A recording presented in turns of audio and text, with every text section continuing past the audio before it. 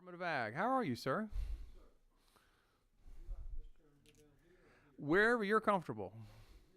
That's absolutely fine. Where's the... Turn on both of them.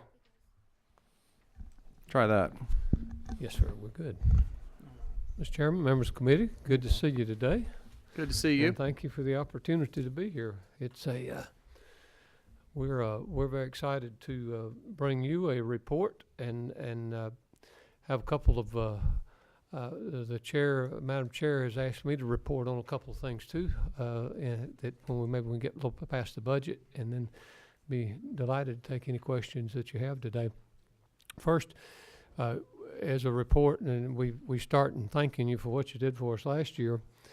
When we got to conference, we actually were successful in funding 11 positions that were, on a wide range of our disciplines, and we've those have been very helpful.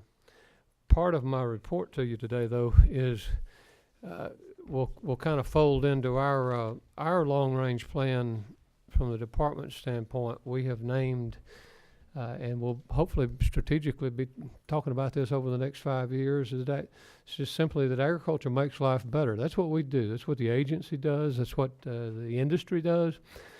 And so we've developed an agriculture makes life better agenda that we'll be sharing with you over the course. Not really a lot of heavy stuff this session, but certainly into the over the next 5 years, we think it's things that are going to be very helpful. Part of that, it goes back to these 11 positions. And there's really 2 points I'd like to make. First of all, those positions were very helpful, but part of our long-range plan in Agriculture Makes Life Better agenda, principle number 1 is that we must have a competitive career path for all of our employees. And the facts are, many of these positions, we do require a 4-year degree, and the starting salary is $31,000. And it is very difficult, as you could imagine, to get someone and keep someone. And that is we came to you about 4 years ago with a 37% turnover rate in meat inspection. And we were able to get it up from 24,000 to 31,000, and that helped us a little while, but it's just, we're going to have to have some aggressive attention to this if we expect us to be the department that you want us to be, and that starts with good people. But I want you to know we're going to invest in our people. That's the number 1 priority over the next 5 years, and when we're talking to you. But these 11 positions, I think we've still got 6 of them open. 6 are filled. We've got 5 open. Some of these we've posted, they're still posted, and we're trying aggressively. 4.3% unemployment makes that a little challenging, which I'm glad we are where we are.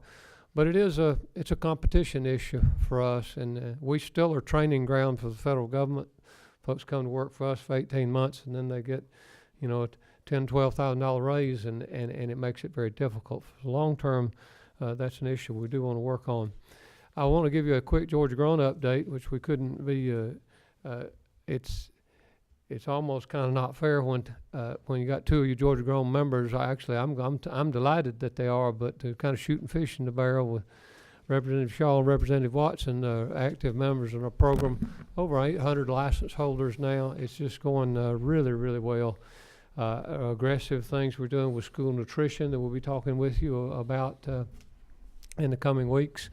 There are great opportunities this spring with Kroger again. We have actually rolled out what we would call Georgia Grown 2.0. Is another version or another byline, and we have copyrighted and trademarked it that it is all about Georgia Grown. But why is that important? Because Georgia is nature's favorite state. And nature's favorite state is something that we now own, and will be. You're going to see that in the Atlanta media in a pretty aggressive way this spring. I think you'll like it. The other one that comes to mind is sweet corn. Some of these ads, I'm thinking I've already seen some of the stuff that Kroger's going to do. How about this one? You see Georgia Grown sweet corn, beautifully displayed, but the ad says, the only vegetable dressed in silk. So that's pretty cool. Our team's very aggressive, and we're making a lot. We're doing a lot with a little. And over time, though, it gets back to agriculture makes life better. That agenda moving forward, we've got to be more aggressive, and we're going to need some help. And y'all have been helpful, but we really believe the sky's the limit. It's wherever we want to go. That's where we can take this. But our best Georgia Grown project right now. And I'm going to ask Bo Warren on our team to, if we can pass them out to you a little later, or we can do it right now. But okay, they've already got them. You have them for you. Just hit the market. It's from our dirt. My dirt grew your shirt, and we have the first Georgia Grown high quality T-shirt, traceable back to the individual bale and the producer that produced it. And it was all manufactured here in Georgia, with the exception of the spinning and dyeing. And Representative Tarvin, much as I'd love for that to be up in our North Georgia, it's not, but we got it done in North Carolina. So the spinning and dyeing was in North Carolina. The rest of the cutting, the manufacturing, and all of that's taking place in Georgia. That shirt's going to wholesale a little over $6. We've got companies waiting in line. Our fulfillment company is the Georgia Academy for the Blind in Bainbridge. And so there's a great partnership there. We're very excited. We've got a Georgia Grown T-shirt for you that we can trace part of that back. And actually, one of those bales came from one of your Senate colleagues, came off Tyler Harper's farm. So it's funny. It's funny how that worked out, but it was all out of Osceola Gin in Irwin County. So there's a lot of cool things that we can happen there. And this is just an example of some of the creativity of our team. Now straight to what I have two other reports that the chairman asked me to give you, but let me address just quickly the budget needs. Of course, we're very thankful what the governor's done for us and the support. There's some transfer dollars that need to take place just within our programs that they've honored. That this is kind of from we're a 3-program budget, and there's some little imbalances there. It's not any new money. It's just a matter of switching some for the books, and it's very important. Those 3 programs are which 3? Just real quick. We have 3. Our programs are marketing, administration, and consumer protection, and they've just kind of been lumped that way for a long time. Now, that's the department's budget. Now, you will see administratively attached to us are the fairgrounds, the Georgia Poultry Diagnostic Laboratories. The farmers markets? Farmers markets are actually within the marketing part of the budget. Yes, sir. Yeah. And I will go back and address part of that in just a moment. We did have an ask if our bond projects was really the only actual appropriation ask that we had this time of new money. There's $2.4 million in the governor's proposal, which we're grateful for. I will tell you this: Dr. Sugar and Dr. Crabtree from the Tifton Lab are with us today, and they do a marvelous job in our 75,000 square foot facility down in Tifton. It is a real good facility, but it's like anything else. We have gas spectrometers. We have other kinds of things that we need to update. We did request $1 million in the original approval process for some new lab equipment at Tifton. We can give the committee a detailed outlay of that, but we would ask your favorable consideration to see if we could bump up our bond package. That would really help us, because we're banned anytime. Those are investments; those are not expenses, and if we can afford that in the bond package, we would appreciate your consideration. That's for Gary. Is that for capital equipment? Yeah. Yes, in sir. Tifton, what's the name of the facility? It's our laboratory, our operations, or our field laboratories in Tifton. We do seed, feed, fertilizer, fuel, weight. That's where the weights and measures lab is. That's where the lottery balls are calculated every so often. we have a lot of people want to volunteer in that lab, but we Do you really? We don't let them do that. But Hopefully, no auditors volunteer. Oh yeah. But we have but Mr. Chairman, that's it on in that area. I think that's it. Now, the chair asked me to address particularly our farmers market audit, and I'd have to. What I'd love to do maybe is make just a few opening comments, and if you have any questions, I'm more than delighted to address it. Please go ahead. I will approach this with any audit. You have audits because you want to get better. I respect the audit process. We've identified some things that yes, we can do better. I would suggest anywhere that's part of the process in any of our businesses. But you'll also see that in some of the replies, I stand by them, and I actually, Mr. Chairman, they're probably not the replies. That's the reply after we got it toned down.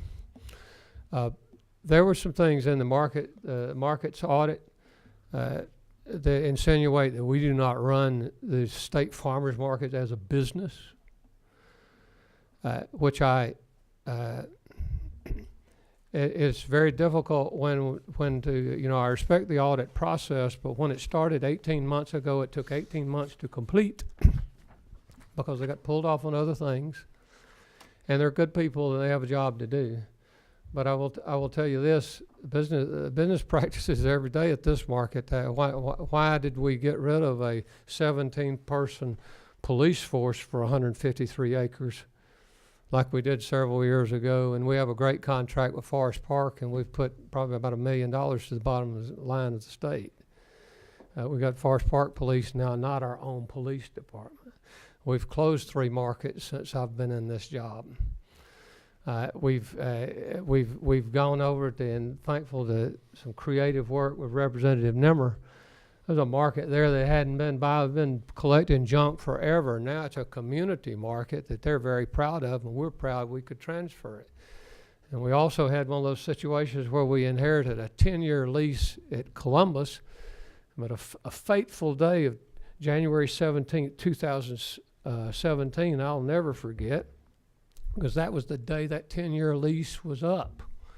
And we were able to get those folks off of that market, running a flea market, because it had been set up for 10 years, and the rent was, tell us what you made, and we'll pay you 10% of it. That was a great deal. Tell me about the business practices of 10 years ago. And so, unfortunately, some of that kind of information doesn't make it in a audit, and I'm a little defensive about that, I recognize, but I will tell you this: there were some good suggestions in there. I'm not going to tell you every one of them have been implemented yet, but they will by July 1st. There's some constructive things, like I said, we didn't follow accounting practices because we had about $100 in a office drawer that used to make change at the scales at the Moultrie market. No, I don't have 2 people there. I only have 1 person. He's worked for us for 36 years. He's trustworthy. Did we need a safe? Yes, and we've bought one. Mm-hmm. So, Mr. Chairman, that's about my summary of those. I stand by our replies, but I'll be happy to answer any question, and happy to, all we have an interest in is doing better, and we believe there's some constructive things in the audit that can help us be better. I appreciate that. Great. Any questions for Commissioner Black? Chairman Watson. 18. Thank you, Mr. Chairman. Commissioner, thank you for the job you're doing, and I want to speak to that market situation as well. I know in farming, it takes a lot of capital, and I started packing squash on the side of the field with a cow trough and by hand, and I moved up to the farmer's market, and I was able to do that to where I have a 30,000 square foot facility of my own now, but I couldn't have done it without the option of that farmer's market along the way. So I appreciate that resource that we have for farmers across the state to use it when they need it. Thank you, sir. Thank you. They're asset to our communities. Thanks, sir. I appreciate it. And Mr. Chair, one other quick thing, may not leave well enough, but another one just north of Representative Watson's core deal. I know it's near and dear to Chairman Harden. He's going to keep that market open. We drew a little, had a few comments and some recommendations again that maybe y'all ought to close some of these things. And our reply was, yeah, that's easy for you to say when you're not the one engaged. And if you want to look through you might could look through one lens and say that, but you don't share the same lens that we have in working with you. And our commitment is to keep every one of these open that you want open. And Core Deal's a great place. It's a wonderful market. It's a great facility. It's real busy about 10 weeks out of the year. Now the rest, because it's the watermelon capital of the world, the rest of the time it's kind of tough. And it's not a question of if we're going to make money there. It's how do we keep from, that market was about $200,000 in the hole when we got here, and so we've cut that in about half, and that's probably about as good as we're going to be able to do. But if it's important to the community, we ought to invest in it, rather than sometimes the view from a cubicle is not as real as what it is on the ground. View from a cubicle. I like that. I hear it. I had a question in regard to the 11 positions that. What are the title of these kind of positions? Is it just more or less someone fresh out of school for these positions that were in the 18 budget that it's been difficult to fill? You mentioned. And I'm just wondering at what level in career they are. Okay, there were two. They were in meat inspection, they were in food safety, and then in our plant division. So they're field inspectors.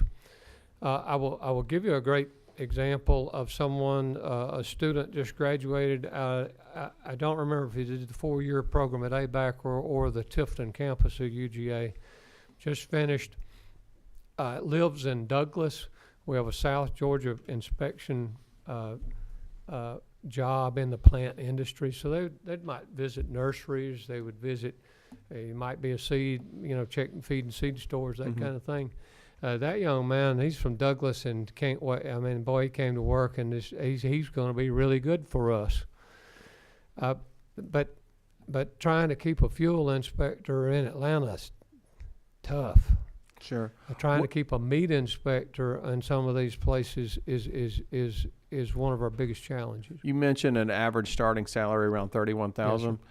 Yes, for someone with that skill set and that education, what does the market bear for that? My ultimate question is it going to take another $2,000, another $10,000 for the state to pay what that person can make in the marketplace?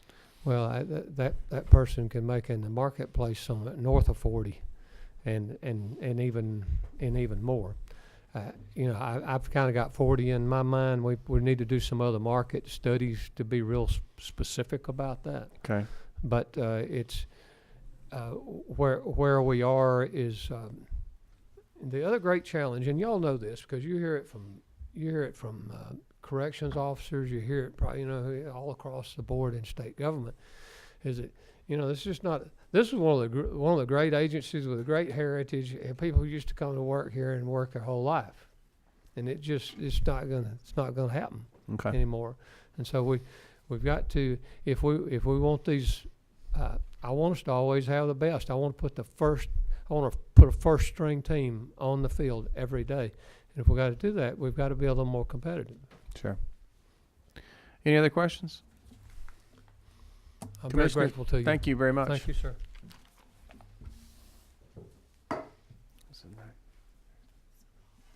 Okay. Georgia Poultry Labs, Dr. Zavala. Thank you for being here.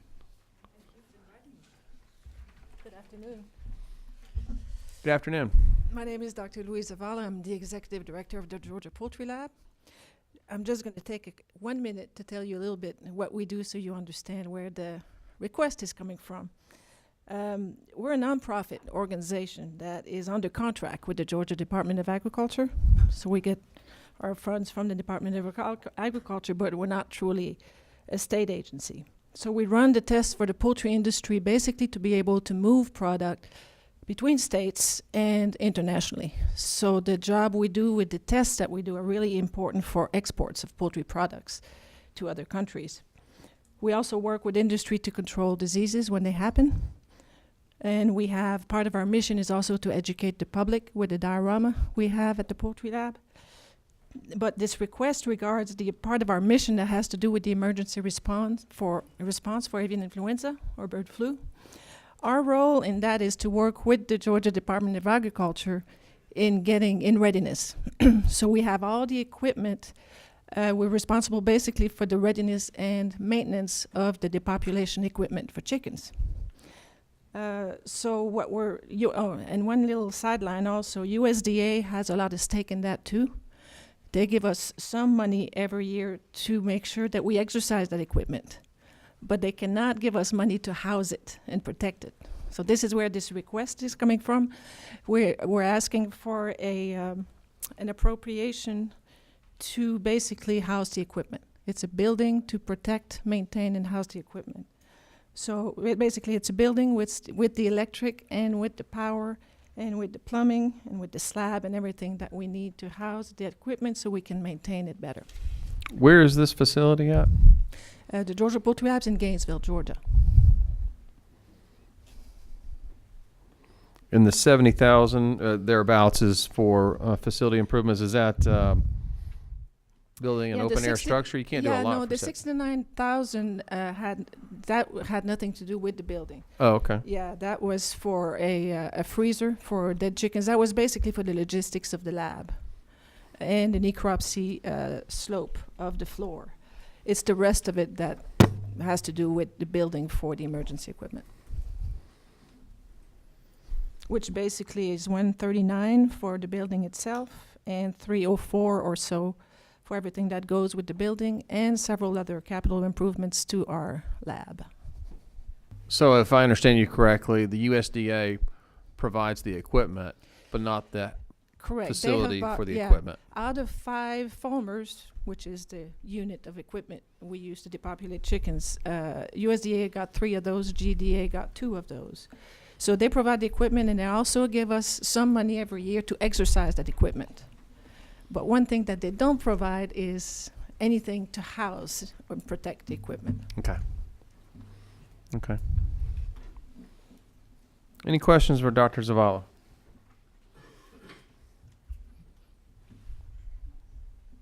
No question? Okay. Thank you very much. Thank you. You're quicker than Commissioner Black. I'm kidding, Gary.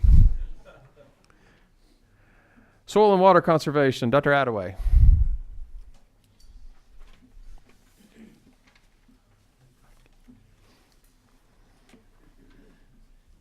Good afternoon. Good afternoon. Pleasure to be here. Thanks for having me. I'll start with a quick update of what we've been up to so far in FY18. Soil and water, we tried to focus on 3 different programs.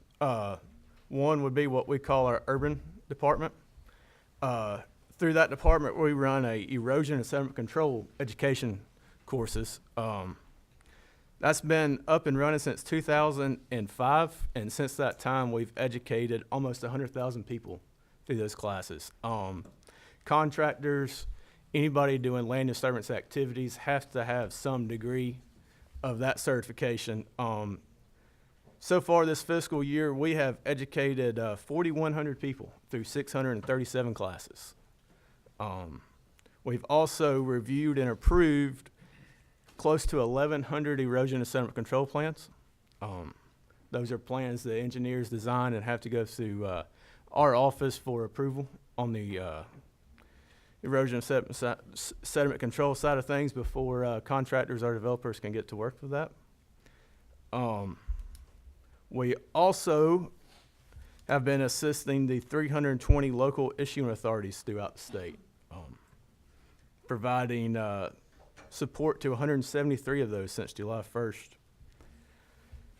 Another program that we focus heavily on is our watershed dams. The state has 357 watershed structures throughout the state, mainly centered in northwest Georgia. We're currently in different planning and design stages with 6 current projects.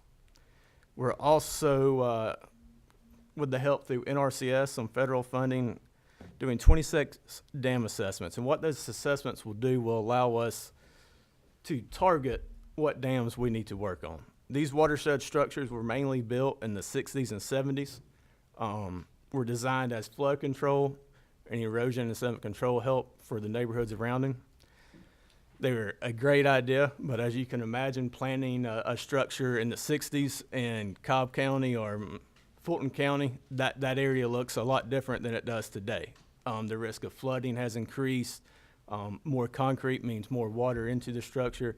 So it's time that we start taking a look at those and seeing what we need to do for upgrading. So that's going to be a topic you hear from me ongoing. Our other focus is conservation, and we do that working with the 40 local soil and water conservation districts throughout the state. They develop their programs at a local level. We help carry that out and provide service if they want to put on a program or carry out their projects. The reason that's so important, and going back to the dams in a way, is NRCS recently unveiled their 30-year land program for the state of Georgia. It ran from 82 to 2012. And in that 30-year span, 2.4 million acres were taken from rural-type farmland into urban settings. There's more development going on, which is why we need our certification classes. Can you say that number again? 2.4 million acres from a rural-type setting to urban development or roadways. So while we're doing more development, we're also asking more of our land to produce for a growing population. So we're really excited about the work that our districts have educating that local, there are local boots on the ground, we like to say. With that, I will mention for FY19, we had a little over $90,000 amended for some vehicles. We have a 10-vehicle fleet. 6 of those, according to OPB's guidelines, are past due for surplus. OPB's guidelines is 10 years or 135,000 miles. Again, we have 6 that meet those requirements. We were going to replace 4 of those, so we're not 60% close to surplus. So, thank you for that. You mentioned the 19 budget. I have in the governor's recommendation that's in the 18 budget. Yes, sir. I misspoke. Thank Okay. you for All right. Appreciate that correction. The vehicles are worn out. How many miles on them? I'll be happy to. I will tell you our highest that we have is 228,000. The lowest that we're looking at replacing is 178, and that's a 2001 Dodge truck that's been beat up pretty good on site visits and stuff. Sounds like it. How many total vehicles in your fleet? There's 10. 10? Yes, sir. And you're replacing four of them? That's correct. Or you're adding 2? You're replacing, correct? Replacing. And what is the condition of the other 6? Age, mileage, roughly. I mean, I don't want to. The oldest, I'll give you just Bob. The oldest one is 10 years old with 90,000 miles. So it's not a next year item, hopefully. No, sir. I'm looking at this. This should do us Okay. for a while. Okay.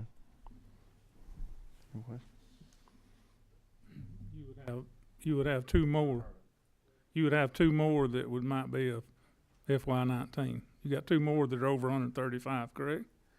They are, but based on their condition now, I do not foresee that being an issue in the upcoming year. Thank you.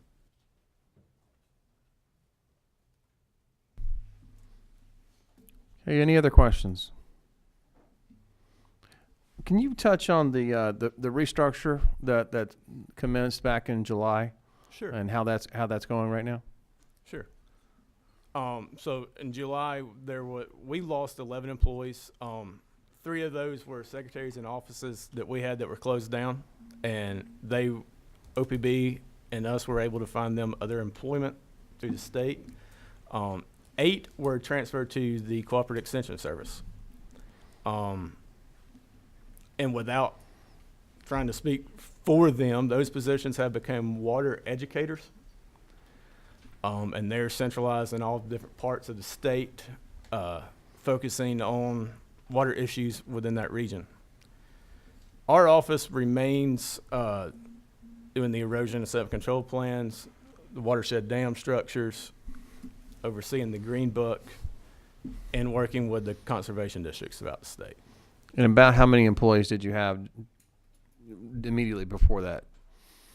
We had 31, and 11 were yes, sir. So now we're at restructured out. Yes, sir.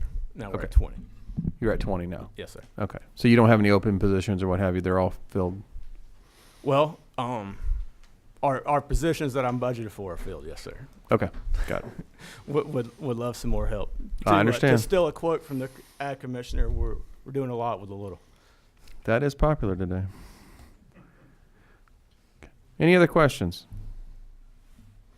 Thank you, Dr. Attaway. Thank you. Department of Community Affairs, Commissioner Nunn. Thank you for being here. Sir, appreciate it.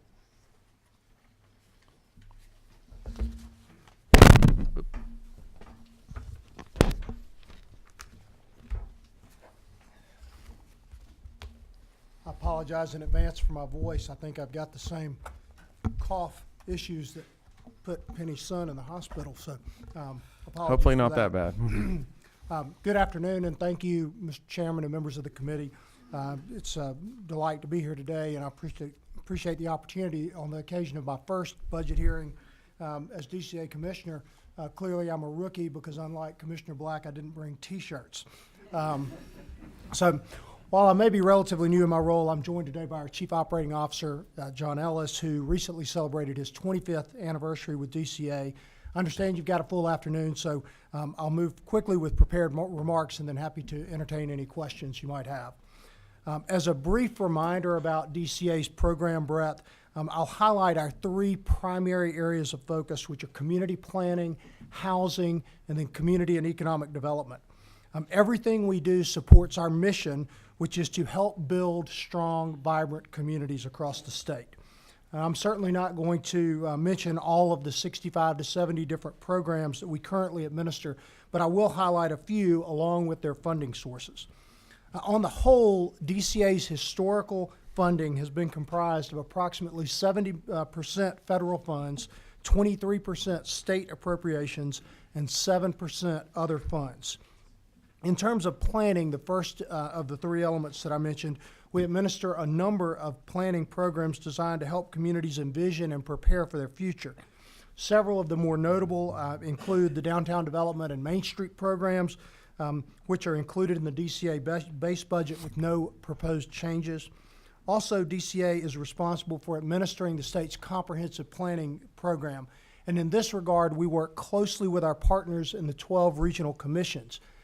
Each of the 12 are distinct entities, but on the whole, we work well together, and they play a very important role in both the planning as well as advocating for community and economic development resources that are aligned with those comprehensive plans and support the communities that each of them serve. Again, there are no proposed changes in the planning-based budget.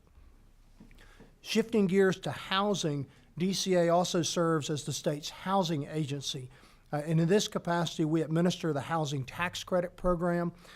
As you may be aware, this program involves both federal and state credits used to spur the development of affordable workforce housing in both rural and more populated areas of the state. Years ago, the model of government-built housing was deemed ineffective. So the Housing Tax Credit was first launched under President Reagan as a tool to engage private developers to build housing stock that maintains its affordability standards that benefit the community or the public interest. This is achieved using tax incentives to spur capital investment, or simply put, it encourages development when the numbers wouldn't otherwise necessarily work. This has proven to be highly effective as a public-private partnership, and in 2001, this General Assembly created a state incentive as well. DCA also administers the Housing Choice Voucher Program, commonly referred to as Section 8, that is entirely federally funded. There are other federal housing programs designed to support specific community needs and/or populations. Several of these, such as HOPWA, ESG, and Shelter Plus Care, target homelessness, and they leverage funding from the State Housing Trust Fund. So for your investment of $3 million annually in the State Housing Trust Fund, the state realizes approximately $20.3 million in benefit through additional investment of federal funds. More importantly, in terms of a real benefit, it's worth sharing that based on data that we collect as part of a biennial statewide homeless count, Georgia has reduced its unsheltered homeless population from nearly 17,000 in 2013 to a little more than 10,000 in 2017 for a 25% reduction in homelessness. Now, lastly, on the housing front, through the Georgia Housing Finance Authority, which resides at DCA, we operate a bond-financed mortgage program to encourage eligible first-time homebuyers using a combination of housing, education, and attractive rates. This program, known as Georgia Dream, is operated in conjunction with community banks across the state who originate affordable loans with the foregone understanding that State Home Mortgage will purchase and service these loans. As indicated, the vast majority of our housing activities are funded by the federal government or through other means. The base budget includes no proposed changes in the state appropriations for housing initiatives. Lastly, go ahead. I was just going to ask in regard to the housing programs. I understand how the tax credits work. I mean, and so forth. But in regard to the federal dollars for the housing program, I guess what I'm trying to ask is there not a decrease in the demand for the housing program because of the uptick in the market? And is the reason that the demand is flat, or should I say your expenditures remain consistent, is because there's such a backlog, such a over demand for the existing program as it is? If I understand the question correctly, I believe the answer is yes, that there's pent up demand, which is and not enough resources to meet that demand. Okay. Hence the reason that there's, if I understood the question correctly. So if unemployment is going down, Right. that doesn't mean necessarily that the housing programs go down, because these housing programs, even if the existing demand, say a year ago, went down because of improving economic conditions, you're still using that whatever excess is created to address the higher than capacity demand that you have for these housing programs. Is that correct? I'm not wording that very correctly, but I think you understand where. I followed you, and I think the answer to answer your question is yes. Okay. So lastly, I'll touch on the third pillar, which is the community and economic development component of our operations at DCA. And on this front, DCA administers several federal programs of which you may be familiar. The Community Development Block Grant Program, or CDBG, as well as the Appalachian Regional Commission, or ARC programs, contribute approximately $40 million annually to communities across the state. And I know many of those are in your communities, and y'all are familiar with those programs. To administer these programs, the state must match a portion of the administrative funds, and that's reflected in the base budget. We also operate two loan programs, the Downtown Development Revolving Loan Fund and the State Small Business Credit Initiative, both of which provide companion loans with local banks to encourage small business development and growth in local communities. The DDRLF program was initially capitalized through appropriations, though no additional funding has been received since FY10. This fund continues to lend from its program income, as does SSBCI, which was initially capitalized with federal stimulus funds in 2010. We also are responsible for a host of credit and incentive programs such as the job tax credit, the rural zone, which you passed last year, and that has been rolled out and has been we're excited about that program. REBA and the Agribusiness and Rural Jobs Act, which also passed last year. All of these are reflected in the budget under state economic development programs with no changes for the amended budget. Finally, I know you're all very familiar with the One Georgia Authority, which falls under the DCA umbrella. There's probably no need to get into all of the details of One Georgia, aside to say that this program is designed to encourage economic growth in rural parts of our state. Over the past 5 years, we have invested more than $60 million in projects in 64 counties in every region of the state, except, of course, for Metro Atlanta. These investments have yielded more than $3 billion in private investment and generated nearly 15,200 jobs in some of the more rural parts of our state. To be clear, those are actual jobs held by real rural Georgians that have been generated or created through the use of One Georgia incentives. Of course, many of these investments have broader reaching impact beyond the immediate community. For example, I think about Fram Renewable Fuels down in Hazelhurst. They received an EDGE award to invest $96 million and create 79 new jobs, which certainly have an impact beyond just Jeff Davis County.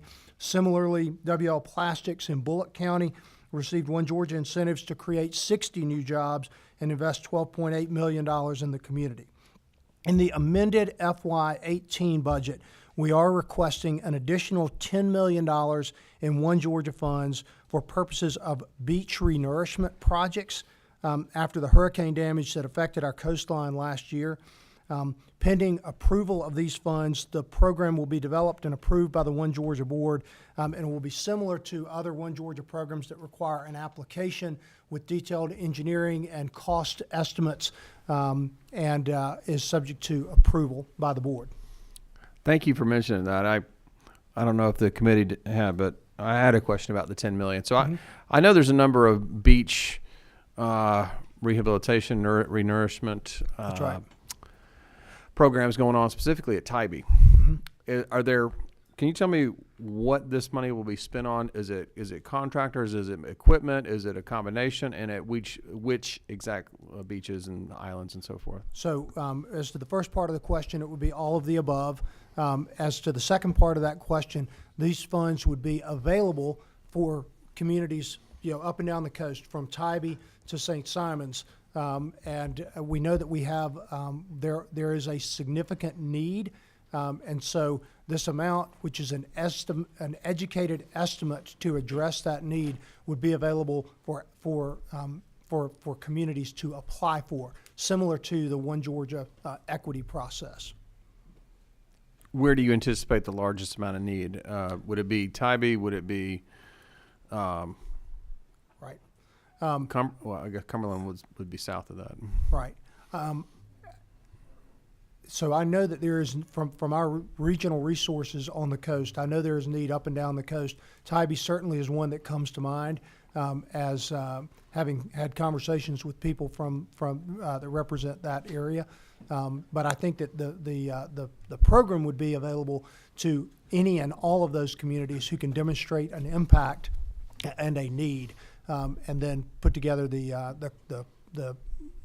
cost estimates and the engineering report for both the as you mentioned, the cost of the construction, the actual construction, and the planning and design. Okay. Any questions?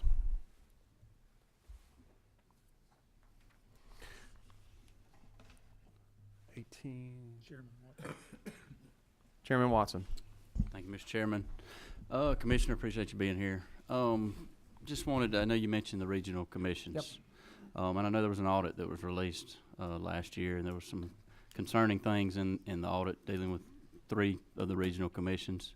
Could you just speak to that, and have they reached out to you? Are you working with some of the issues and some of the things that are going on there? And what is y'all's take on that? Yeah, absolutely. Appreciate the question, and certainly appreciate and share the members' concern about those particular audit findings. A couple of things about the relationship with the regional commissions. So the regional commissions created and exist as instrumentalities of the members which they serve.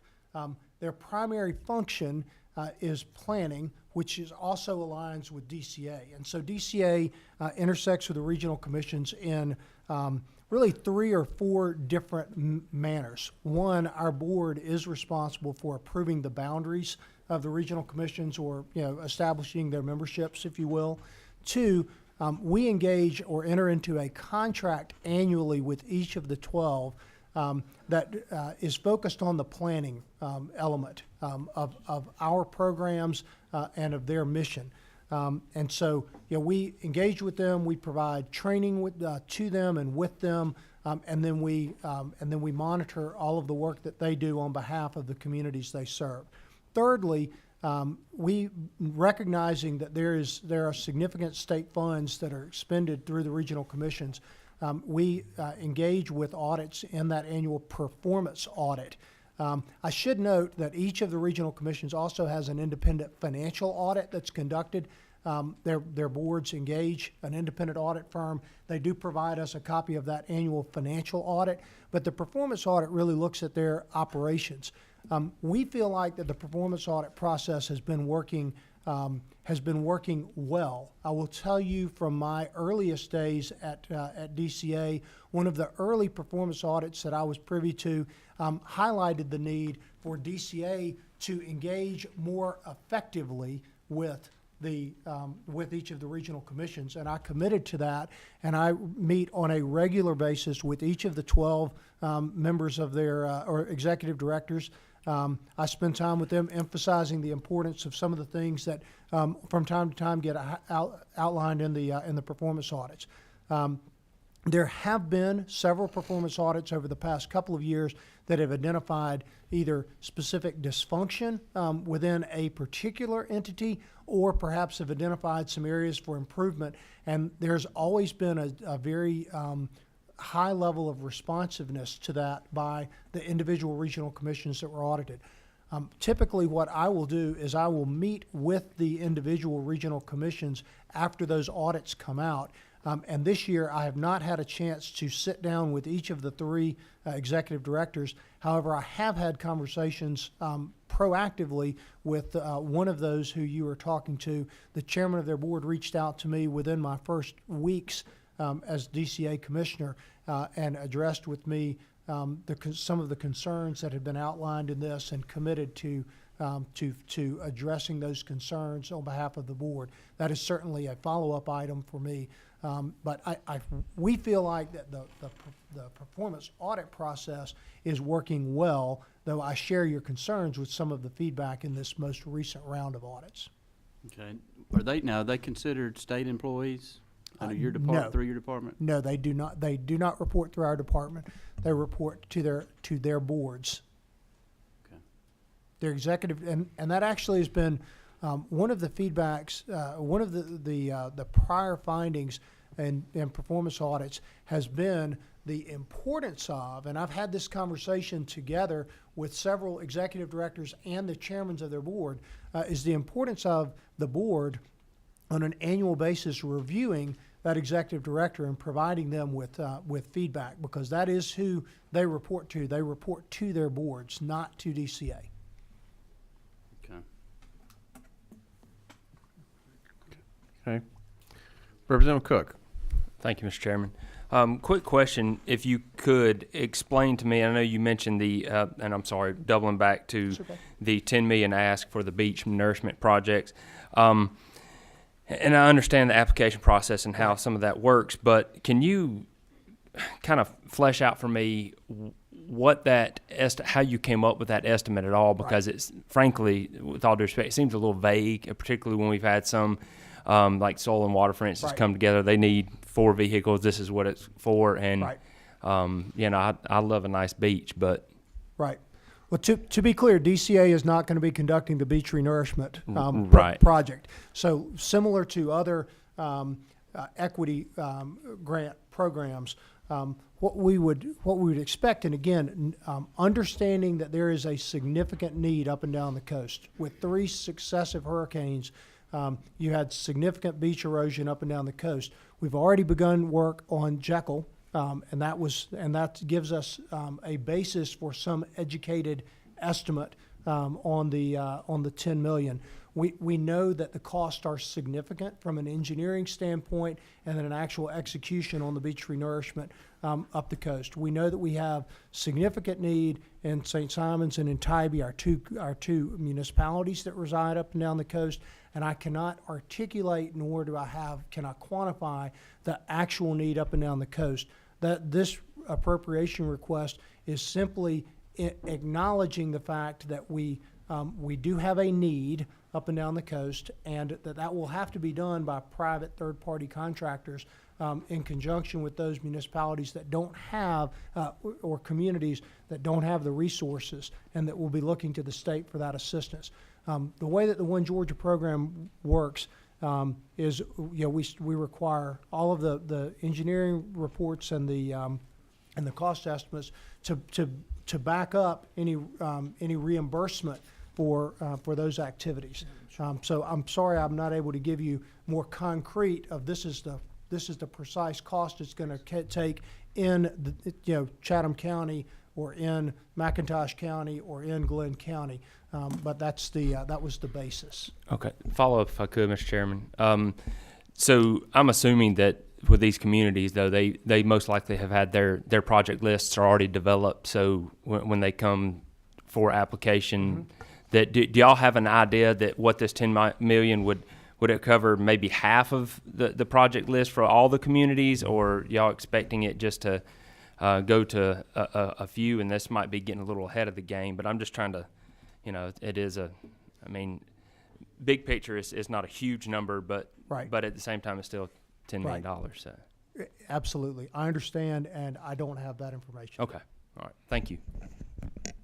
So if I understand correctly, the 10 million is specifically to address beach nourishment from beaches that were adversely affected by the storms in, was it late August or September or what have you? Correct. I forgot the name of the storm. It started in November of 16. Okay. You had, help me, folks. You had Matthew, Irma, and Irma. That's the one. And Irma, right? Right. Chairman Shaw. Thank you, Mr. Chairman.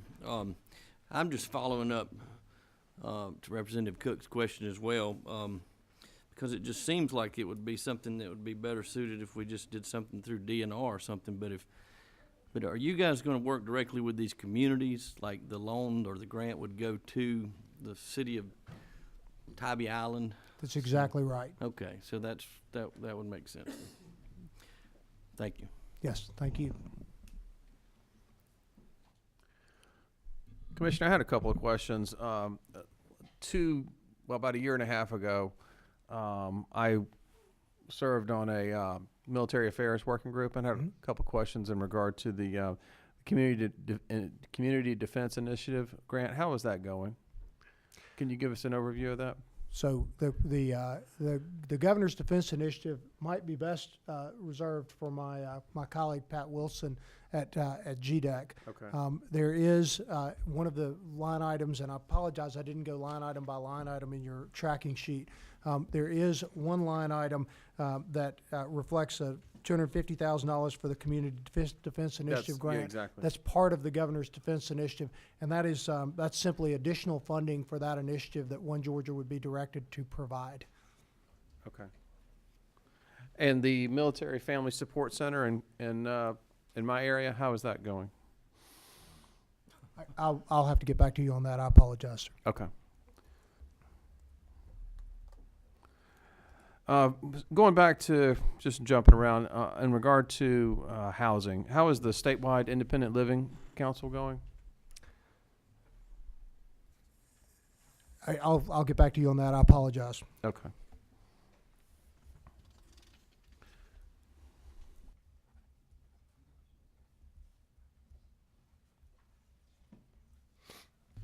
Any other questions for Commissioner Nunn? Did you have one? Oh, I'm sorry.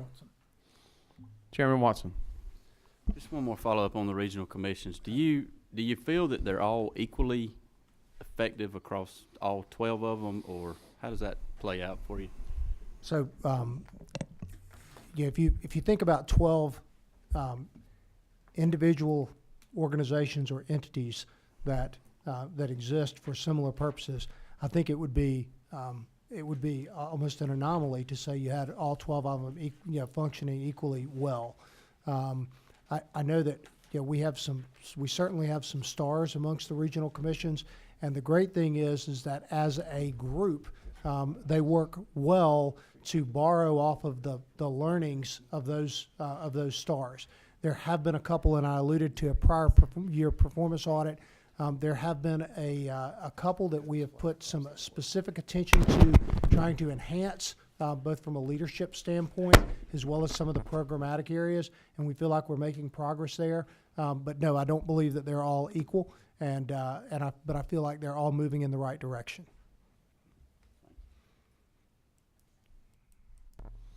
Okay, any more questions for Commissioner Nunn? Thank you, sir. Appreciate Mr. the Chair, I update. appreciate it, and I apologize. I said I wasn't prepared to talk about all 65 or 70 programs, but I'm embarrassed that I wasn't able to. So, thank you. We appreciate all you do.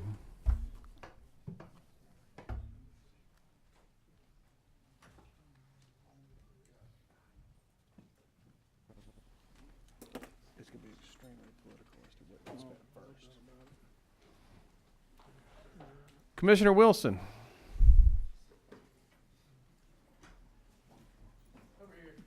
There he is. Chairman, how are you? How are you, sir?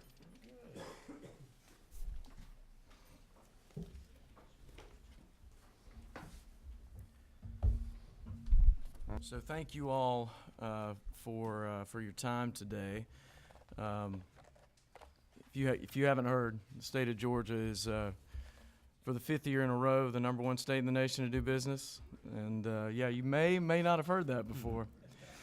But you know, I did want to say that to start today because it's truly a partnership with you guys. The General Assembly, in the 8 years that I've been at the department, you guys have given us every tool that we have needed to create jobs and investment in Georgia. And so I want to open with a thank you. You know, I've worked with practically all of you individually over the years, and I know that you donate your time when you're not here, when you're at home, to bringing jobs and investment to your districts. And so I do appreciate all the work that y'all do there. Like many of our sister agencies, we don't have any asks this year. We don't have anything in the budget, but Representative Houston asked us to kind of go through some of the ads that we had last year and to talk about where those things stand and how that's impacted the department. So I'm going to start with the very technical piece that you guys helped us with last year, and that was moving international trade out of global commerce in the budget. We also added innovation to global commerce. And it seems like something that is that innocuous, and it's a big deal for the way we do business in the department to mirror our funding with how the department actually, how the funding is actually implemented. And so having an international trade division that is separate from our global commerce team, that's the way it is in real life, and now the budget actually reflects that. So you get into transparency in how we spend our dollars, and we want to be able to report to you, you know, most importantly, that the money was well spent, and it's easier for us when it matches the programs that they're going into. So that's been a big help for us. Pat, when was that effective, those changes? That was effective at the beginning of the budget last July year. 1st, So July 1st, okay. absolutely. And we've had an international trade team, of course, as you all know, for years. It was just rolled under the global commerce heading. The two teams do very different things, and so this just makes it easier for us to manage those contracts. We also added 2 positions. We added a position in global commerce and a position in international trade. The global commerce position, you guys may have heard about all the things that are going on in over in Augusta. Cybersecurity, the growth of Fort Gordon. It's amazing what we're seeing already out of companies looking to come to Georgia and be part of that growth. So that new hire in global commerce was a project manager to focus on cybersecurity. There are a number of other things that fall under that portfolio, headquarters projects, data centers, back office, but cybersecurity has taken the forefront of that project manager because the growth is not only is it hot right now, but I think it's only going to continue to grow. I mean, we're seeing it here in Atlanta, but you're also seeing it in Columbus and you're seeing it in Augusta. So it's a program that's really taking off. The other piece was we added a trade manager in our international trade team. And so that trade position is focused on agriculture trade. And so we now have 2 people on our trade team that are focused on finding new markets for our ag commodities and agribusiness. And so you may know that when Commissioner Black was elected and Governor Deal entered office, we entered into an MOU so that the Department of Economic Development takes over international trade, which was at one time for agriculture, which was at one time run out of the Department of Agriculture. That has been wildly successful. And it really cut down some of the silos that we had created inside trade, where we can be working on agribusiness products, and then as soon as it rolls into commodities, we had to step back and hand it off to somebody else. So now you have expertise in one department that works hand in glove with Department of Agriculture, and I give Commissioner Black a lot of credit for initiating that and then working with us on that as well. You guys added $100,000 for arts grants, and so each year we've continued to get more grant applications than we've had money to give out. Communities are doing a better and better job of not only writing their grants, but really tailoring their grants to things that make an impact.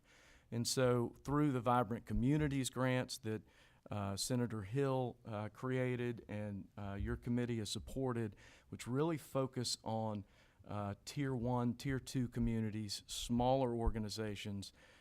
They're smaller grants, but they make a bigger impact because of the communities they're going to.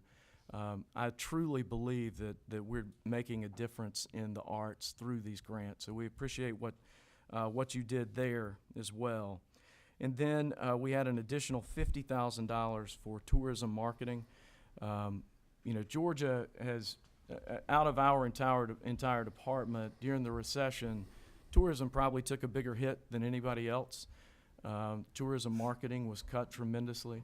And so I thank you for growing tourism marketing back over the last few years. We actually were able to have TV commercials for the first time in the last 15 years. We had commercials this year in drive time markets. We were in Jacksonville, Birmingham, and Greenville, South Carolina. Of course, we couldn't buy a huge amount of airtime, but we really target it based on when people are making decisions to travel. So it's usually in spring. And our ads are focused on certain demographics that really highlight some of the great things that Georgia has to offer. But without the funding this committee has given over the last 3 years, really, we couldn't have done that. So that $50,000, again, helped us increase that marketing budget as well. And then one of the things that you did as well is over the years, we had been getting $400,000 for China marketing in the amended budget, and you added it to the base budget last year. China is massive, and China is a market that we're really trying to penetrate, not only for investment, but of course with trade. And so the money that we have added we're really seeing an uptick both in our trade numbers, but investment is where I think we're making a big difference. Landing Century Tire last year, 1,000 jobs, $500 million of investment, and right now we have more Chinese projects than we've had in the entire time that I've been in the department. So I give a lot of credit to this committee for helping us with that. A lot of it is timing. I mean, internationally, I think you're seeing a lot of Chinese companies that are looking to land in the safest market in the world, which is the United States, and they're investing their money in a place that they know that it's safe. If they are already doing business in the U.S., they want to be manufacturing here. So I think the timing is right, but you guys supported us with the funding that we needed to make an impact, so we're grateful for that. And that really was what we added last year in the budget, and so I'm here to take any questions. I've got the guy who actually knows what he's talking about, John Moffett, our CFO, who's been here for a long time, but if I can answer any questions, I'm happy to. Chairman Shaw. Jason, Chairman Shaw. Thank you, Mr. Chairman. Commissioner, appreciate all the work y'all are doing. Y'all are a shining star across the state and what y'all been able to do. Thank you, Chairman. So we appreciate the hard work. And I know that you presented to the Rural Development Council in the Toccoa meeting, and Yes, sir. you have a little bit of a background in rural Georgia where where you're from. And you know that obviously economic development is probably the biggest struggle we're having. The population side is due to the lack of jobs. And so I just want to make sure, this is going to be a hot topic, if you will, a passion for a lot of us, and we appreciate your partnership on that, because at the end of the day, y'all are making these huge waves in what's going on, but it's all in Atlanta. And we want to see that ripple effect. We want those waves to go all the way across the state. So just appreciate y'all working in an altruistic manner so that all Georgians can benefit. So it's going to take teamwork. But so any ideas you got, we'd love to hear them. That's right. Chairman, I appreciate you bringing that up. And as you know, you and I have talked about this. I'm from a town of 750 people, and I grew up on a peach orchard. If we can bring jobs to rural Georgia, we are 100% in. The governor has given us the task to be very aggressive on any opportunity we have to bring jobs to rural Georgia. So not only do you have my commitment to work with you guys as we go through this process, but I would say that we have made an effort over the last 8 years to be as aggressive as we possibly could. And the thing is, I do believe that we're seeing wins across the state, and we've got some great wins in your area, some projects that we have not been able to land, that we've had that have looked in that area. But I do want to say that the communities that are seeing the most intense looks by companies right now in rural Georgia are communities with fantastic leadership. And I know that you have done a great job of getting your area prepared for investment, but we don't have that everywhere in rural Georgia. And it's something that when I go home, I bang on my local communities that they have got to do a better job of being prepared for investment. And that's not just having leadership that is all in. It's having sites. We are at a point in Georgia where we're almost hurting from our own success. We need better sites in the state, and we have a grad program that's administered by the department that helps communities have their sites registered and ready to go, and we publicize that to consultants. But at the same time, and I'm going to point to the Toyota project that just landed in Alabama. We didn't have a site that fit that project. We had some good sites. You look at what Alabama, the Huntsville mega site where they landed, owned by the city of Huntsville. They had all the water and sewer. They had everything ready to go, and they were able, it was graded and flat, and they gave it. And so when we're dealing with some of our surrounding states that have, the communities have really made this investment in site development, and again, that takes leadership that's willing to go out on a limb. It's hard to do. But I think we've got some places that we can address in Georgia that will make a impact on a shorter term, and something that we can all feel pretty quickly. Chairman Watson. Thank you, Mr. Chairman. On the international trade side, I know we've got some offices scattered around. Where are those locations at? Is there any coincidence to where those offices are located, or Absolutely. or how are they placed? Chairman, we've got 12 offices in 11 countries. And, you know, the great thing is most of these offices have been there for a long time. Our trade offices, we focused on countries where we have free trade agreements. And so you look at Chile, Brazil, Colombia, you know, in South America, Mexico, Canada, all of these countries have free trade agreements which allow us to make a quicker impact. Colombia, we're the only state in the country that has a free trade, that has an office in Colombia, and we've seen an amazing turnaround in our growth in our trade with Colombia. But about every 2 years, we go through a process where we look at where our offices are and where what the return is, and whether or not we're spending the money wisely. The thing that's fascinating about Georgia is that we've been very internationally focused for a long time. We opened our first 2 offices in 1973 in Tokyo and in Brussels. We have actually only closed 1 office ever, and that was in South Africa. We maybe entered the market a little too early. But once Georgia enters a market, we're committed to the market and we stick with it. And we are, and just to go back to the original question, we have 2 offices in China, Shanghai and Qingdao. We're in Korea, in Seoul, Tokyo, then Canada, Mexico, Colombia, Chile, Brazil, and then UK, Germany, and Israel. Where's the office in Germany? It's in Munich. Munich. Okay. You familiar with Weissnichtwo? Which one? Weissnichtwo. It's in Germany. Weissnichtwo. I'm Yeah. not. Okay. I was just curious. Should I be familiar with them? And I will be if I need to be. Yeah, you will. You will be soon. Okay. Commissioner, I wanted to follow up on that. I saw something on social media, and most people just hang on when you start a sentence that way. But I saw something on social media where there was a University of Georgia logo in the window of the Munich office the morning of the national championship game. Is that correct? Right. That is absolutely correct. Well, as a Georgia Tech fan, can you remind me how that game went? Well, as a Georgia fan, I would say when Georgia Tech plays in the national championship game, we will also have a flag in the window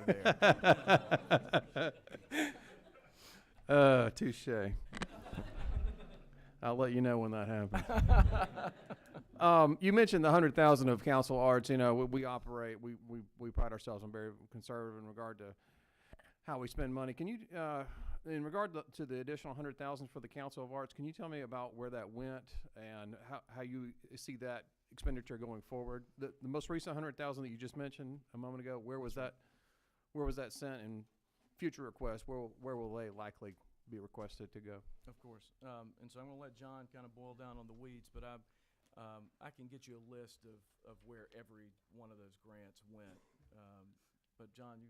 Yeah, so on the Council for the Arts, the National Endowment of the Arts, that's a matching fund. And so the state puts out about $700,000 and we get about $770,000 in federal funds. This $100,000 was an add to that, okay? Those go in bigger grant buckets. Pat mentioned the Vibrant Community Grants earlier.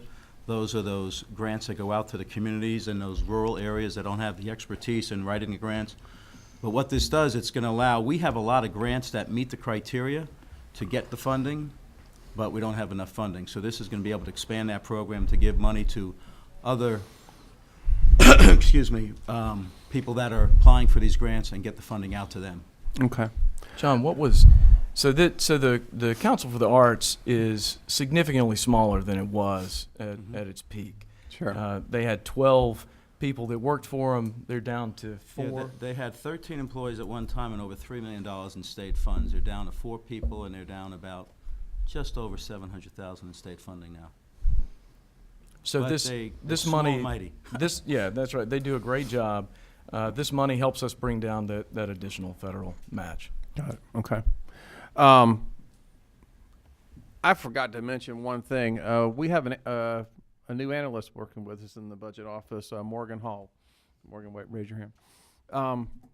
I had a note that global commerce, after the changes within Department of Economic Development, there was a surplus within the global commerce section of the budget. Can you comment on that for fiscal 17?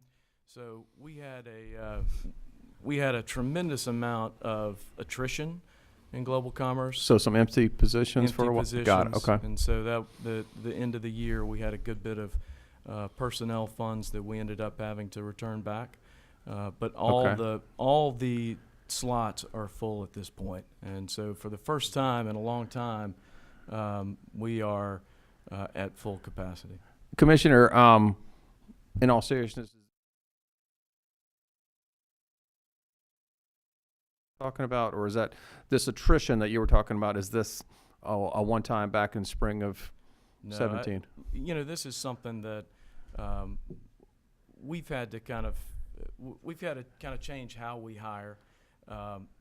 We have, as a team, we hire some really smart, bright people, and if we can get 2 years out of them at this point, we feel like we're doing pretty well. If somebody's not coming to hire your people away, then I don't think you're hiring the right people. We have some fantastic young folks who work at the department, and we do everything we can to keep them, but we know we can't keep everybody. So we had one cycle where I think we had more folks that we lost than we had seen in a while, and I think that's the sign of the economy coming back. There were a lot of companies hiring good people. But the great thing is, when you have an opportunity to work as a project manager at the Department of Economic Development, we have a lot of people who apply, and they are good folks. So we feel good about things. Can you give me an update, just a high level, in regard to the film industry and how the film industry is going? And it's terrible. Yeah, I doubt that. Well, two items really. Well, maybe an overview of the film program, how it's going, how it's growing, and so forth. Two, we created 2 new credits, as you know, one for post-production, one for music. And then 3, to near and dear to my rural friends, I want to know, is that filming really focused on Atlanta? Is it focused on Macon, or is it really statewide to where you're seeing activity all over the state? So those 3 questions. Sure.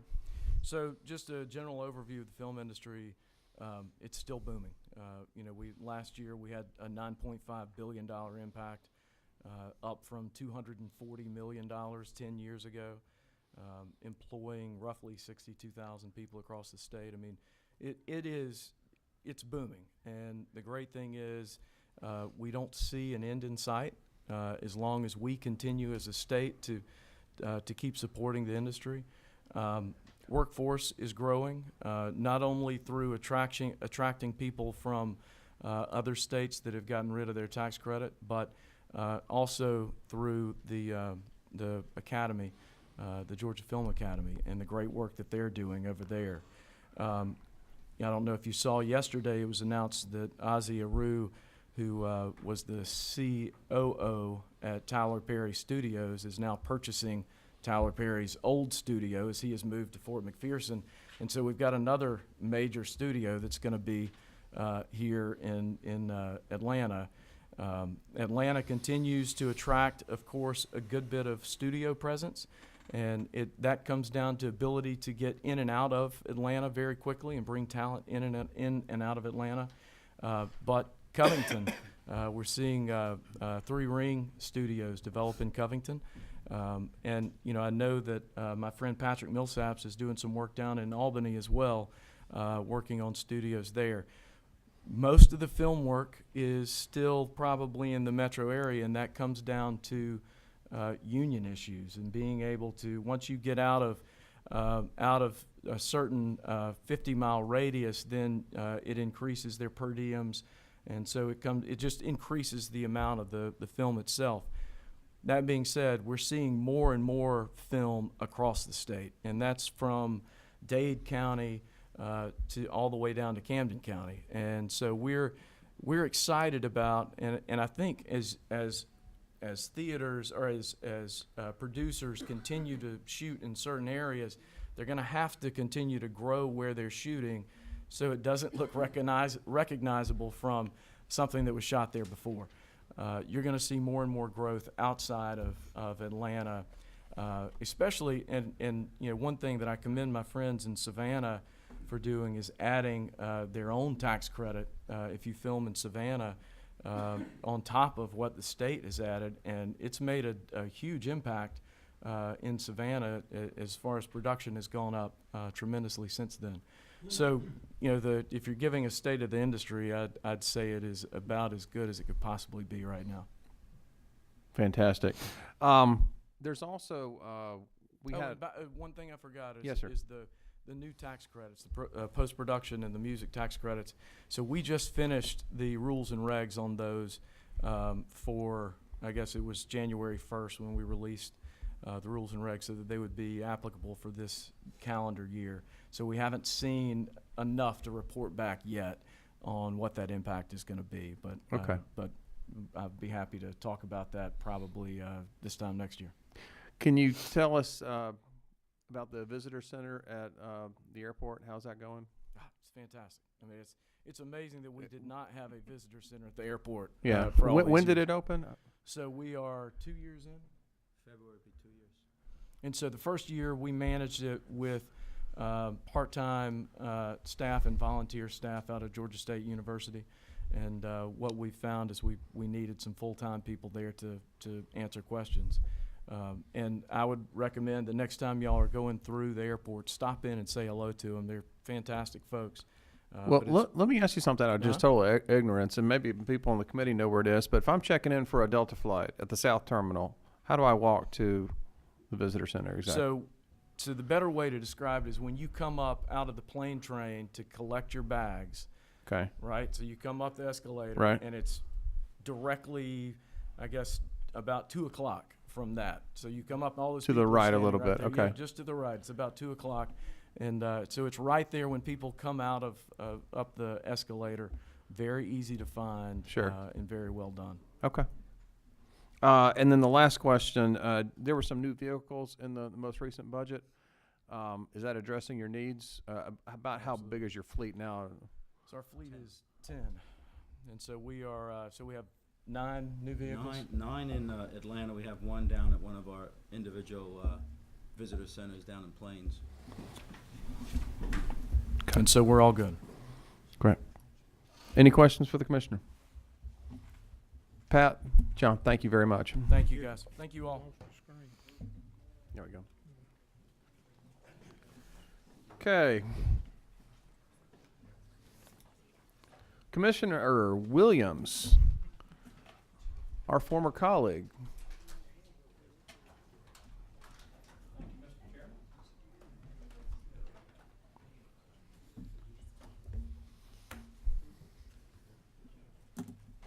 Thank you. Joanna Warren, who works in our communications and public affairs area, is handing out a little packet. We'll refer to a couple of things in that, maybe briefly, but that's more take-home material for you. I know you're always looking for take-home reading material, Mr. Chairman. So Absolutely. you ready for us? Please, go ahead. Thank you, ladies and gentlemen. It's a pleasure and honor to be in front of you. Feels a little bit strange to be sitting on this side of the table, but we'll get there. I have with me today Michelle Gray. Michelle is our Chief of Administration. Also, Joanna was handing out materials. Gary White. Gary is our new, as in started January 1, our Deputy Director. Gary was formerly, he's a career Forestry Commission staff member, was previously our Chief of Forest Management, went through a very rigorous process. About half of our agency, it seemed like, wanted to be the Deputy Director, if you will. I guess they were all just looking forward, Mr. Chairman, to working with me or something like that. But Keep moving on. So Gary is Gary's our new Deputy Director, and that's important for us because when I went through the process, there was a search process for the directorship. When I sort of came out of the end of that, we have a 7-member board that governs our operations. We're obviously an executive branch agency, and the direction I had from our board and from the governor's office was for me to focus my attention a little more externally whether it's our relationships with the legislature, budget, with economic development. I've already initiated some conversations with Commissioner Wilson and his people, Georgia Chamber, jobs, markets, that type thing. So Deputy Director Gary White will back me up in making sure that the trains are running on time, day to day, within the commission.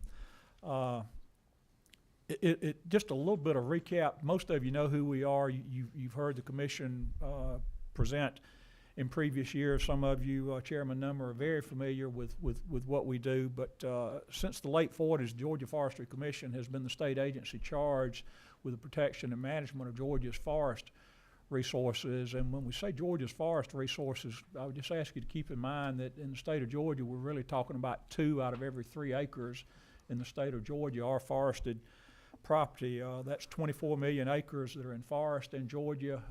By virtue of that number and several other metrics, we feel that we legitimately lay claim to being the #1 forestry state in the nation. There may be some other states with more timberland property, but a lot of that would be out in the Pacific Northwest, publicly owned property. As far as privately owned lands that are available for commercial management and use, we think Georgia is at the top of the list there.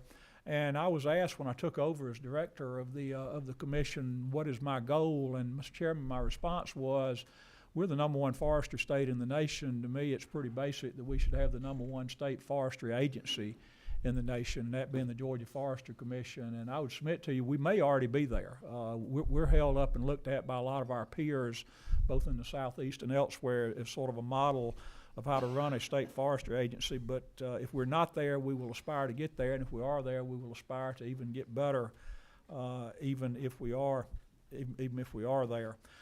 In your package, there's a very fresh, hot off the press economic impact report, both the full report and a 2-page synopsis, Mr. Chairman. It was done by our folks at the Innovation Institute at Georgia Tech, which has the updated numbers there on the impact of forestry in the state of Georgia. I'm not going to read that to you, but suffice it to say our numbers pretty much on all metrics went up from 2015. As far as economic impact, employment, pretty much any way you measure the impact of forestry in the state of Georgia, the numbers got better. I was asked when I was actually interviewing for this job, and then have shared this with our employees, and our employees, that's roughly 450 employee professionals scattered around the state. Probably 2/3 of those are in the protection division, and I'll talk about our divisions just very briefly. But I was asked sort of how do I view coming out of the legislative background and a business background, not being a career employee of the Georgia Forestry Commission, sort of how do I view our role and our responsibility to the taxpayers, the state, our stakeholders, our landowners. And Mr. Chairman, I summed it up like this, and I continue to use this on the Civic Club circuit, that thanks to you folks and the folks over in the Senate and OPB and the governor's office, what I've asked our folks to look at is basically every Monday morning when we unlock the doors of the Georgia Forestry Commission, I've asked our folks to just think about the fact that given our budget's a little over $50 million a year in state dollars, that every Monday morning the taxpayers of Georgia entrust us with $1 million. They write us a check for $1 million to do our business for that week. And I've asked our folks to think about every Monday morning, what are you going to do to put your part in to earn that $1 million? And when we get ready to sort of wrap it up on Friday afternoons, to look back and say, what did we do this week to earn $1 million of the taxpayers' money of the state of Georgia? Because I firmly believe that if we as a state agency look at that way, that we will be in good shape. I mentioned our departments. The most visible part that a lot of the public sees is forest protection, particularly when we're dealing with wildfire events. We tend to sort of hop on the 6 o'clock news for a period of time, and then when those events wind down, we sort of slide back into the shadows a little bit. But again, with 2 out of every 3 acres in Georgia in forested land, our job really never stops. And on protection, a lot of that is wildfire, but it's also working with our folks in forest management and forest health, making sure that threats to Georgia's forest, whether they be insects, diseases, or whatever, are monitored and maintained and kept in check. We also have a reforestation unit. We grow and sell 12 million pine seedlings a year, we recognize there also that is a market that is also being met by the private sector. So in our nursery operations, somewhat in our forest management operations, we try to be respectful of the fact that, that we think there is a role there for us as a state agency, but there's also people that are working to make a living in those same sectors. So we try not to be overly competitive, given that we are a state agency, and I believe we're striking a good balance there currently with how we interact with the private sector. You know, you've heard about One Georgia funds, FRAM Renewables. That's a forest products industry that our landowners, your constituents, are supplying.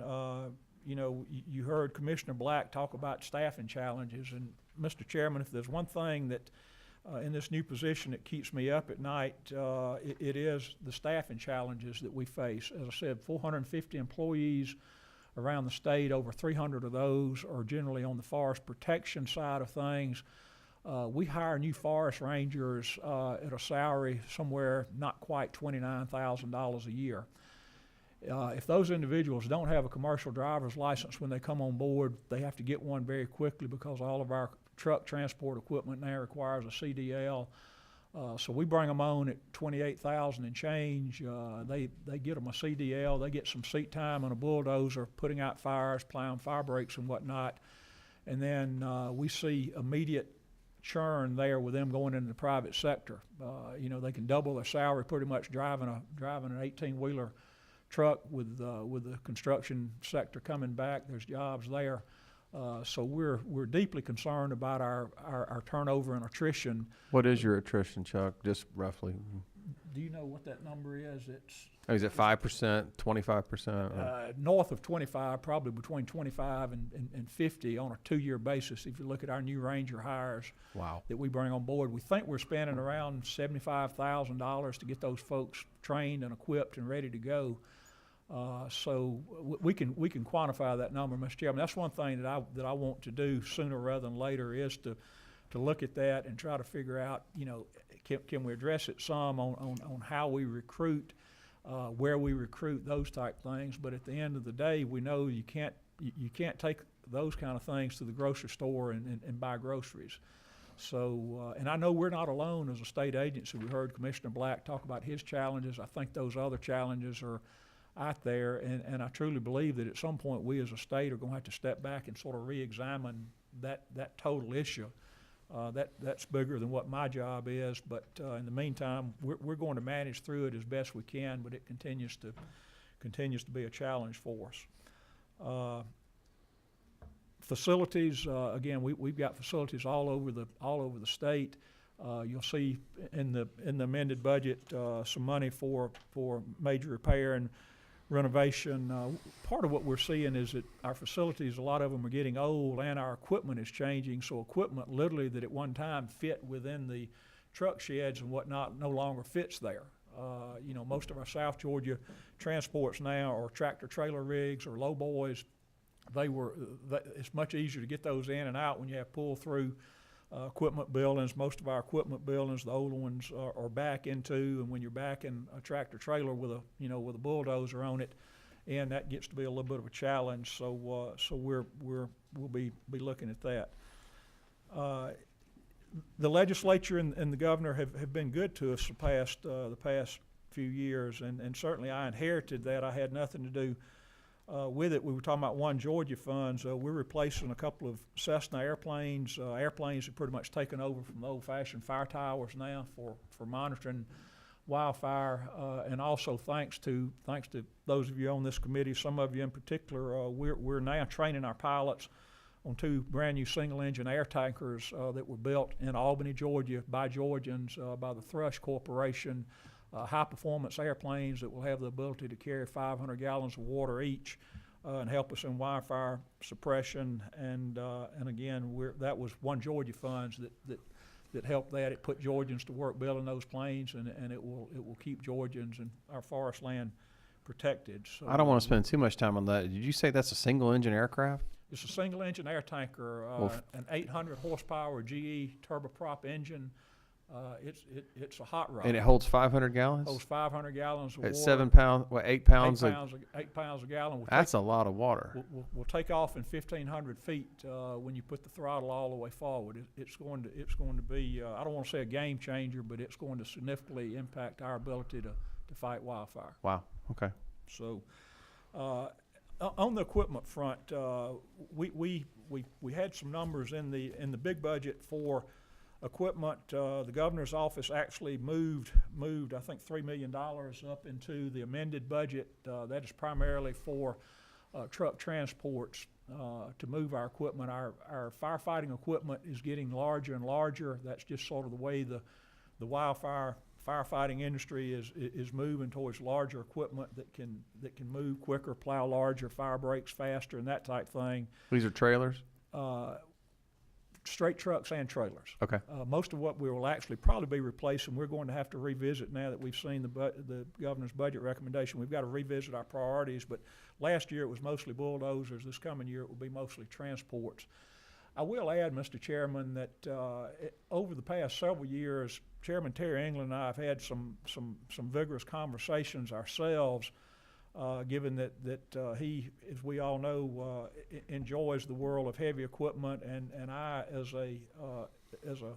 someone that was keenly interested in the Forestry Commission as a customer and as a legislator, Chairman England and I have had several conversations about how we go about identifying our equipment replacement protocol. For tractors, it's typically a combination of age and hours. For transports, it's typically age and miles.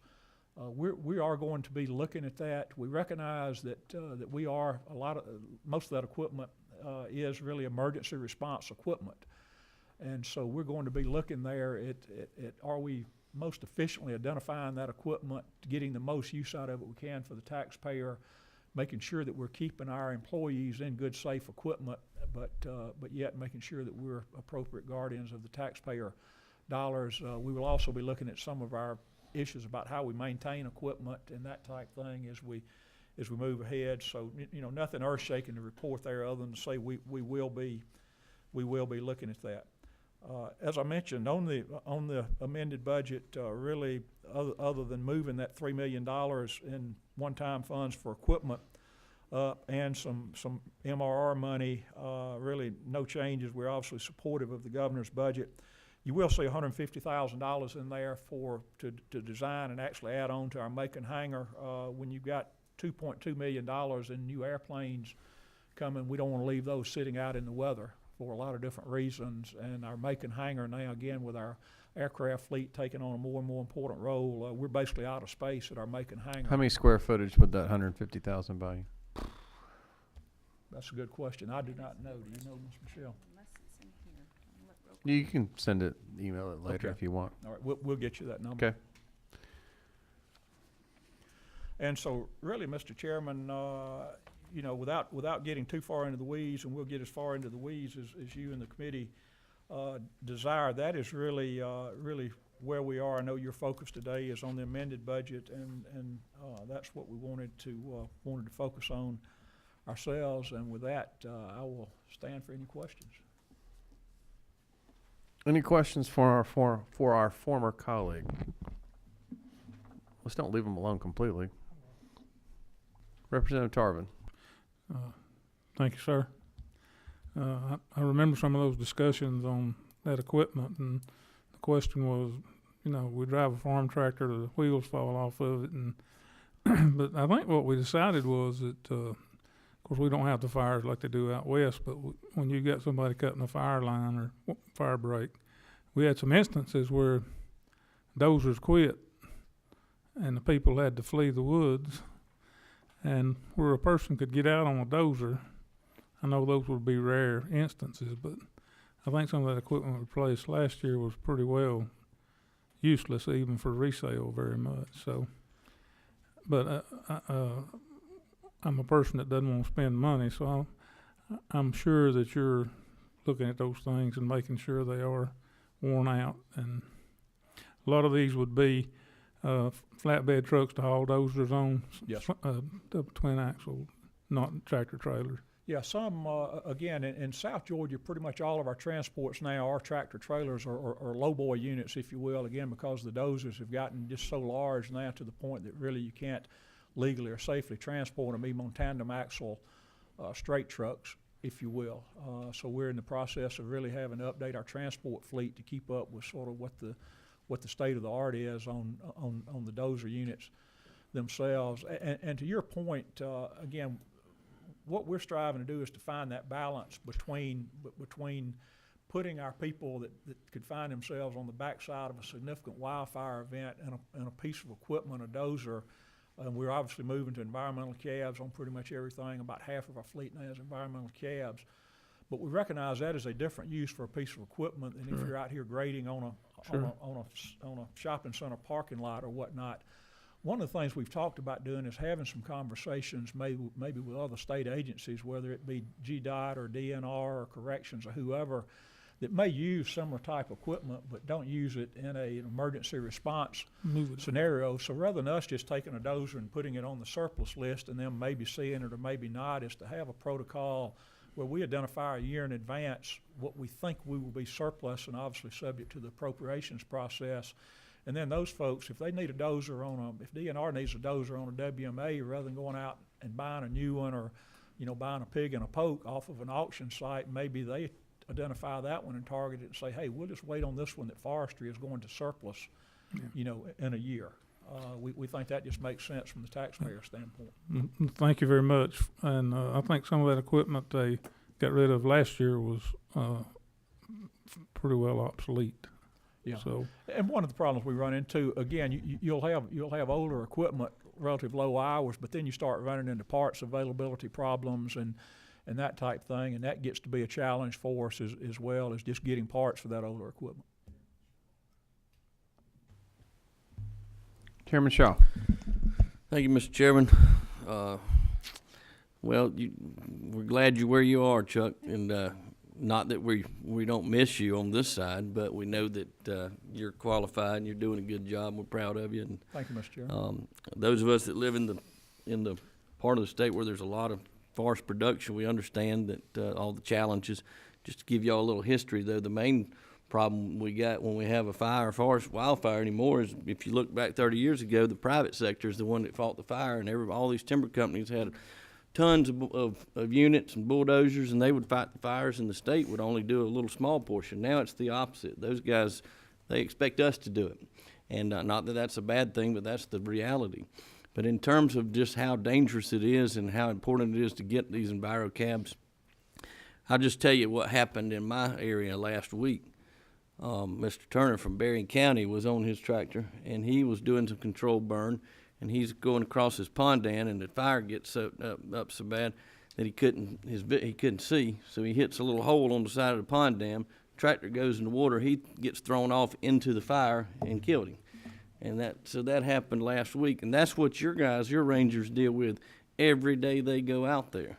So most people don't realize what these folks go through. And I know I've got 2 of them that go to church with us, and I can promise you their wives pray for them when they're gone and ask us to all do it. But thank you for what y'all do, but most importantly, thank you for what your folks out there on the lines are doing.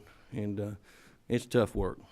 Well, Mr. Chairman, I appreciate that, and even though I didn't come up within the agency, obviously I've been a customer of the commission over the years and have an appreciation for what they do, and from that standpoint, I'll just share with you that sort of, again, my philosophy is that over the years, at times, you would hear some of our field folks that would express frustration that they sort of felt like that their job as our field people were to sort of serve our headquarters, if you will. Our headquarters is in Macon, outside of Macon.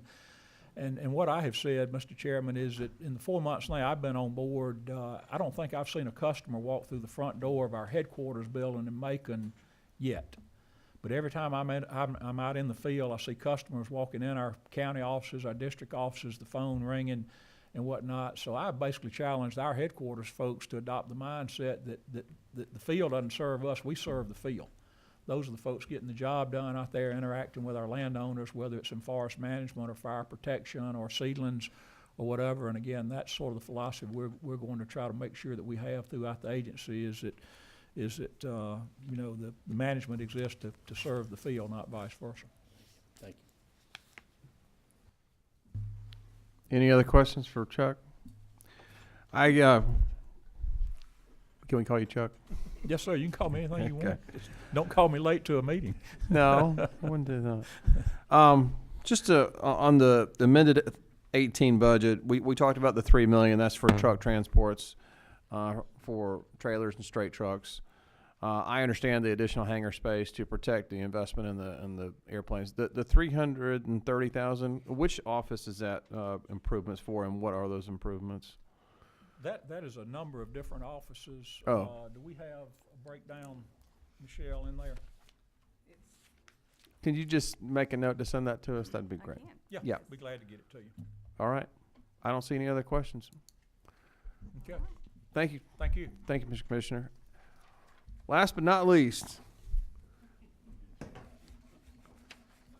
PSC Commissioner, Chairman of the Commission, my constituent. Absolutely. And we're going to do this on tonnage here between.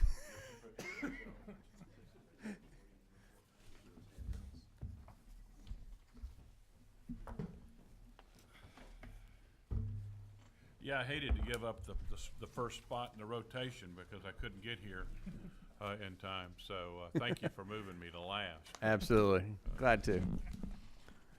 I'm joined here at the table by our Fiscal and Budget Officer, Terry Pritchett, Deborah Flanagan, our Executive Director, and Bill Edge is here with us as well today.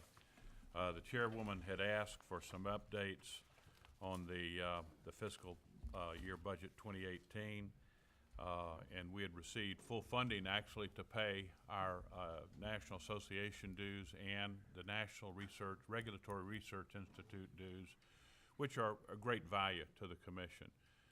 Many times in the past, we've even received dedicated research by NRRI, and that saves a great deal of time, effort, money, labor, personnel. And so to be able to fully fund those positions were important, and we appreciate that very much. We also hired in our renewable section a new personnel, and he's on board. We're one of the fastest growing states in the country for renewable resources that does not have a renewable portfolio standard. So we're continuing to bid out, which we receive the very best prices for new solar development. We have an independent monitor, and so we're putting the resources where they're needed and effective at an effective cost. I've heard some mention today about Fort Gordon and the cybersecurity. We've been able to, over the last several years, actually put in new dedicated solar fields on each of our major military installations in the state. It allows Fort Gordon to be energy independent, electricity independent for that cyber command. And we think that's one of the driving forces that they're able to do that they've got that dedicated resource. Ongoing concerns, Mr. Chairman, not necessarily losing staff, but we have an aging staff, and we have close to a third of our almost a third of the agency that's eligible for retirement today. 21 people, and they're not clerical. They're attorneys, they're accountants, they're analysts, they're engineers. We've already had 3 noticed this year for the first quarter. 2 retirement, 1 left for a higher paying, better paying job. And so we do have some of that attrition as well for some of our younger staff. But we're asking critical needs in the next 4 years to be able to hire 3 new positions. And then once that happens, and once we get through that rotation of losing the 21 plus people to retirement, perhaps we can see some relief after the 21 budget.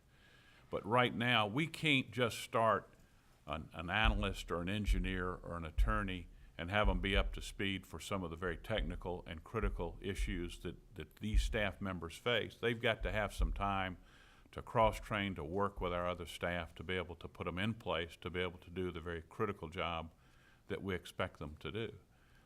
So that's part of our critical needs going forward. And then we need some software money, $100,000 a year for the next 4 years, I believe, as well. Those are the two critical, personnel, operation support with the software, and that is it in a nutshell.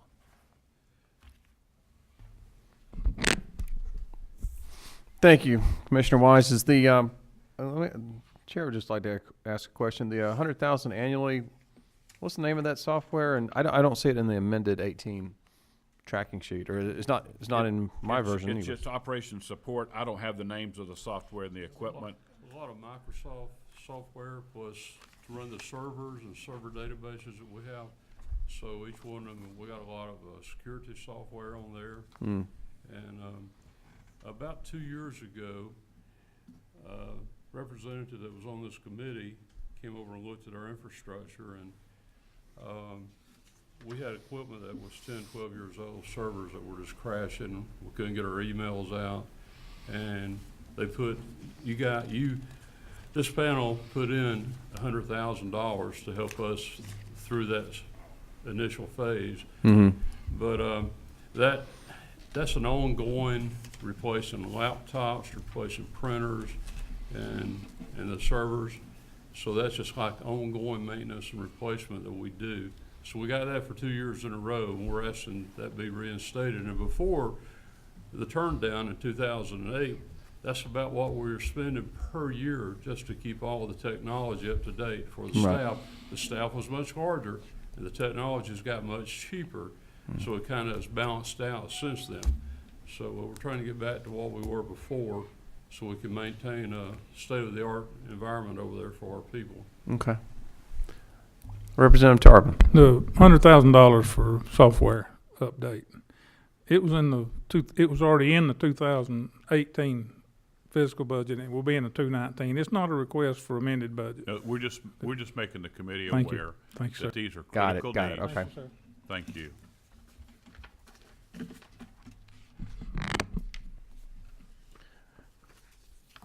Any other committee members have any questions? I had one in regard to dues for the NRRI that you mentioned. That was, I think it was maybe a more detailed question. It was 37,000 in the 18 budget. Has that been paid? Is there a value being seen from that and so forth? In July, $37,750 additional.